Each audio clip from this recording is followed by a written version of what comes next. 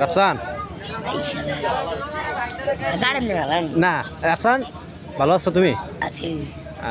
দুপুরে খাইছো নি তুমি? খাইছো কি খাইছো?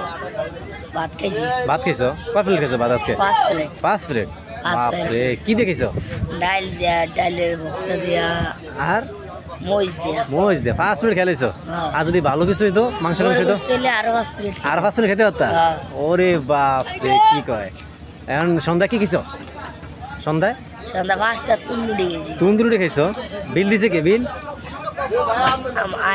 তুমি নিজেই দিছো 5 প্লেট তন্দুরি রুটি 5 পিস। ফ্যাট ভরছে নি?